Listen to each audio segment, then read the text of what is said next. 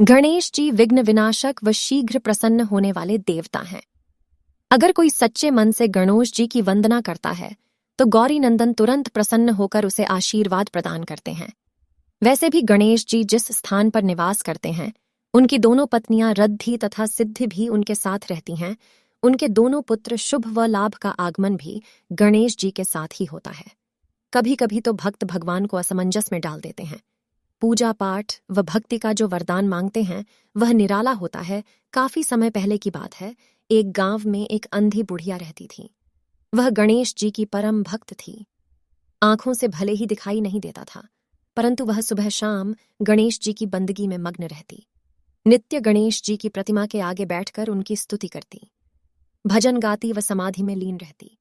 गणेश जी बुढ़िया की भक्ति से बड़े प्रसन्न हुए।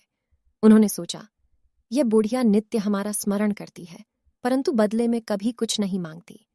भक्ति का फल तो उसे मिलना ही चाहिए।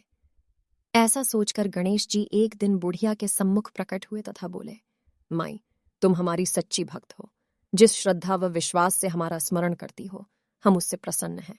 अत तुम जो वरदान चाहो हमसे मांग सकती हो। बुढ़िया बोली, प्रभो, मैं तो आपकी भक्ति प्रेम भाव से करती हूँ। मांगने का तो मैंने कभी सोचा ही नहीं। अत मुझे कुछ नहीं चाहिए। गणेश जी पुण्य बोले, हम वरदान देने के लिए आए हैं। बुढ़िया बोली, हे सर्वेश्वर, मुझे मांगना तो नहीं आता। अगर आप कहें तो मैं कल मांग लूंगी, तब तक मैं अपने बेटे बहू से भी सलाह मशविरा कर लूंगी। गणेश जी कल आने का वादा करके वापस लौट गए। बुढ़िया का एक पुत्र व बहू थे। बुढ़िया ने सारी बात उन्हें बताकर सलाह मांगी। बेटा बोला, माँ, तुम गणेश जी से ढेर सारा पैसा मांग लो, हमारी गरीबी दूर हो जाएगी, सब सुख चैन से रहेंगे। बुढ़िया की बहू बोली, नहीं, आप एक सुंदर पोते का वरदान मांगे, वंश को आगे बढ़ाने वाला भी तो चाहिए। बुढ़िया बेटे और बहू की बातें सुनकर असमंजस में पड़ गई। उसने सोचा, यह दोनों तो अपने अपने मतलब की बातें कर रहे हैं। बुढ़िया ने पड़ोसियों से सलाह लेने का मन बनाया। पड़ोसन भी नेक दिल थी। उसने बुढ़िया को समझाया कि तुम्हारी सारी जिंदगी दुखों में कटी है, अब जो थोड़ा जीवन बचा है वह तो सुख से व्यतीत हो जाए। धन अथवा पोते का तुम क्या करोगी? अगर तुम्हारी आंखें ही नहीं हैं तो यह संसारिक वस्तुएं तुम्हारे लिए व्यर्थ हैं। अत तुम अपने लिए दोनों आंखें मांग लो। बुढ़िया घर लौट आई। बुढ़िया और भी सोच में पड़ गई। उसने सोचा, कुछ ऐसा मांग लूं जिससे मेरा, बहू व बेटे सबका भला हो। लेकिन ऐसा क्या हो सकता है? इसी उधेड़तुन में सारा दिन व्यतीत हो गया। बुढ़िया कभी कुछ मांगने का मन बनाती तो कभी कुछ, परंतु कुछ भी निर्धारित न कर सकी।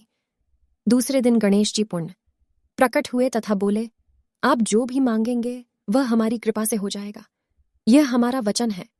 गणेश जी के पावन वचन सुनकर बुढ़िया बोली, हे गणराज, यदि आप मुझसे प्रसन्न हैं तो कृपया मुझे मन इच्छित वरदान दीजिए।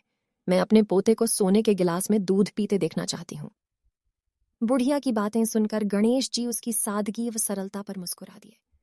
बोले, तुमने तो मुझे ठग ही लिया है। मैंने तुम्हें एक वरदान मांगने के लिए बोला था, परंतु तुमने तो एक वरदान में ही सब कुछ मांग लिया। तुमने अपने लिए लंबी उम्र तथा दोनों आंखें मांग ली हैं। बेटे के लिए धन व बहू के लिए पोता भी मांग लिया। पोता होगा, ढेर सारा पैसा होगा, तभी तो वह सोने के गिलास में दूध पिएगा। पोते को देखने के लिए तुम जिंदा रहोगी, तभी तो देख पाओगी। अब देखने के लिए दो आंखें भी देनी ही पड़ेंगी। फिर भी वह बोले, जो तुमने मांगा वे सब सत्य होगा। यूं कहकर गणेश जी अनृत ध्यान हो गए। कुछ समय पाकर गणेश जी की कृपा से बुढ़िया के घर पोता हुआ। बेटे का कारोबार चल निकला तथा बुढ़िया की आंखों की रोशनी वापस लौट आई। बुढ़िया अपने परिवार सहित सुखपूर्वक जीवन व्यतीत करने लगी। जैसे बुढ़िया के ऊपर गणेश जी की कृपा बरसी, वैसे ऐप सभी पर बरसे। ओम